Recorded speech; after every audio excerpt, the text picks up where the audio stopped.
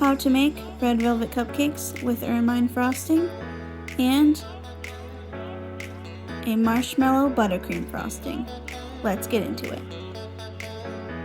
First, we're going to make our buttermilk. In a medium-sized bowl, we're going to add 1 cup of milk. Next, we're going to add 1 tablespoon of either lemon juice or lime juice or vinegar. Whatever you got works fine. Give everything a whisk and let this sit for 10 minutes. It's okay if it curdles, it's supposed to do that. While our buttermilk is pushed to the side, we're going to grab a large bowl and put a mesh strainer on top. We're going to sift together all of our dry ingredients. First, you want to put 2.5 cups of white flour, 1.5 cups of granulated sugar, 3 tablespoons of unsweetened cocoa powder,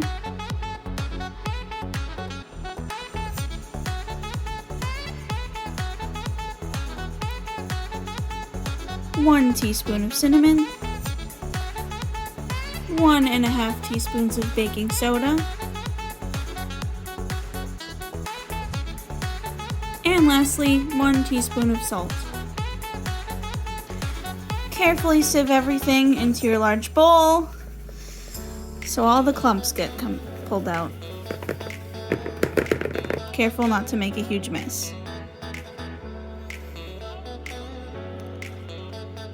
When you get to the last little bits, just take your hand and try to push it through. Whatever's left over after that, then just throw it away. But you definitely want to get as much as possible with as little waste as possible. Putting our sifted flour mixture to the side, we're going to grab our buttermilk mixture. To our buttermilk mixture, we're going to crack in 2 eggs.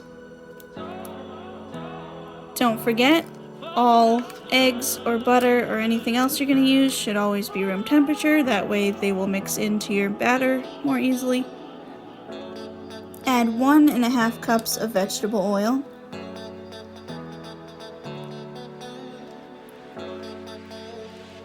Next, you want to add about 2 to 3 tablespoons of red food coloring or gel food coloring. I actually don't have red, but that's the fun of experimenting. I'm going to use purple and see what happens. Hopefully this purple is strong enough to actually show through the chocolate. We'll see. And lastly, add 2 teaspoons of vanilla extract. Whisk everything together until well combined. Ooh, that's a really nice purple color. When everything is nice and smooth and well mixed together, you want to pour your wet ingredients into your dry ingredients. You want to carefully whisk everything together until everything is well combined. Be careful not to overmix because it will toughen your cake or your cupcakes, whatever you decide to make. Just mix it just until the flour disappears. Once the flour and everything is fully incorporated, stop mixing. Personally, I undermix mine just a tiny little bit.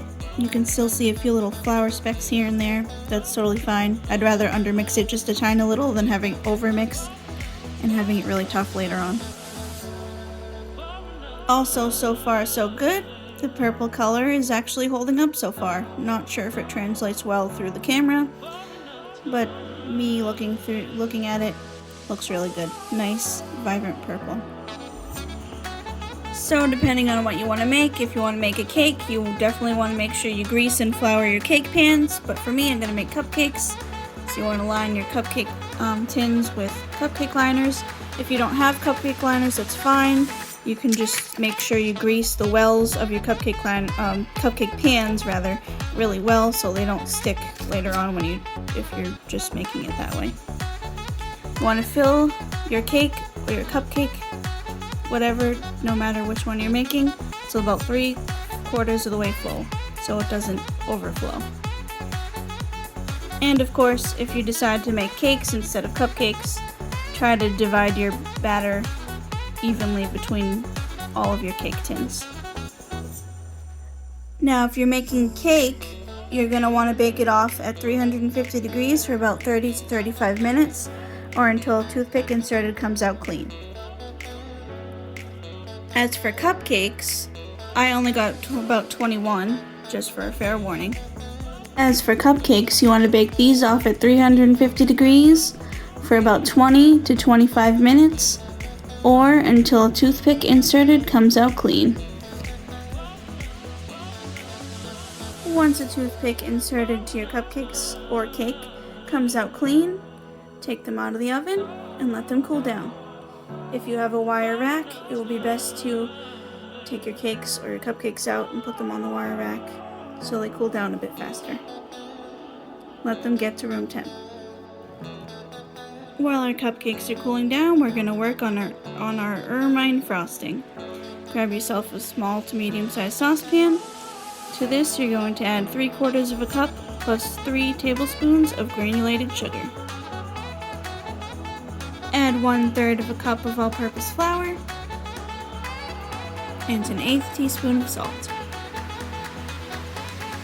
Bring your saucepan over to the stove and put your heat on to medium. You want to whisk this together for about 2 minutes, just to toast the flour. Be careful not to burn it. Once your flour is a little bit toasted, you want to slowly add in 1 cup of milk while you whisk, so it fully incorporates. Then leave this on medium while whisking until it turns into like a thick pudding.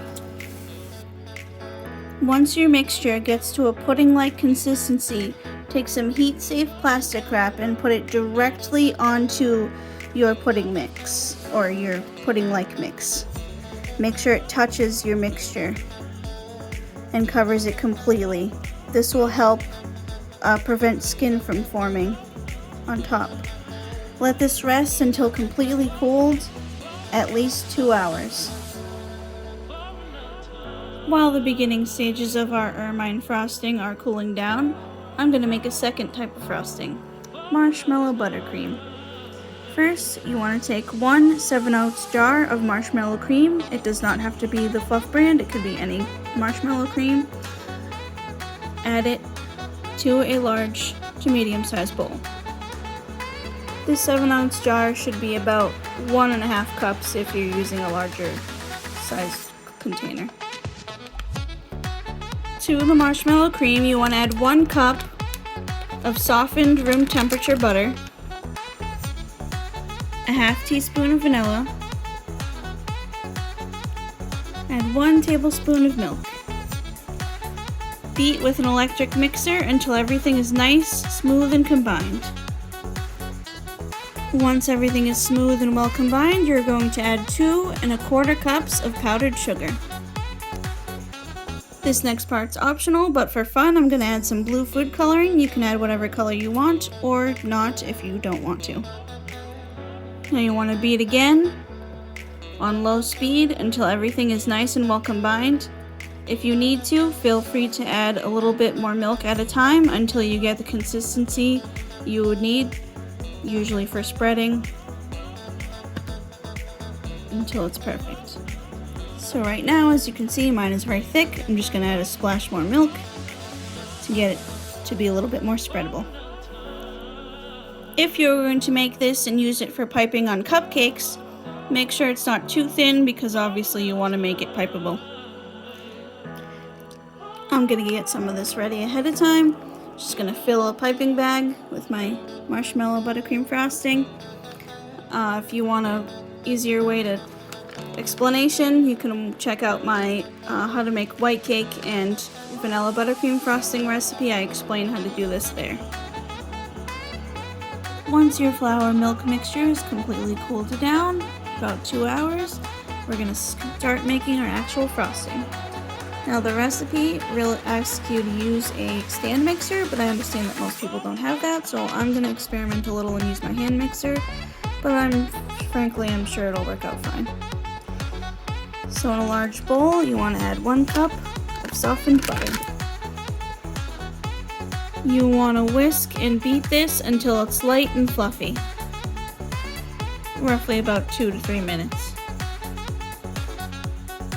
Now while you're whipping, you want to add 1 spoonful at a time of your flour mixture until all of it's incorporated.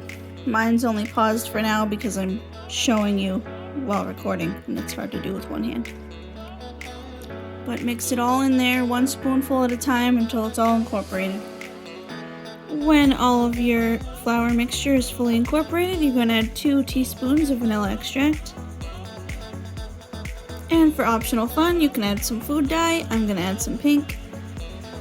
Again, this is optional, you don't have to add it. And beat one last time until everything is fully incorporated and is easily spreadable or pipeable, whichever you need. And lastly, you just want to take your 2 frostings, or 1, whichever you decided to make, and decorate your cupcakes. Now don't forget, if you want a more in-depth analysis on how to properly frost your cake and or decorate your cupcakes, check out my how to make a white cake and vanilla buttercream frosting recipe. And enjoy!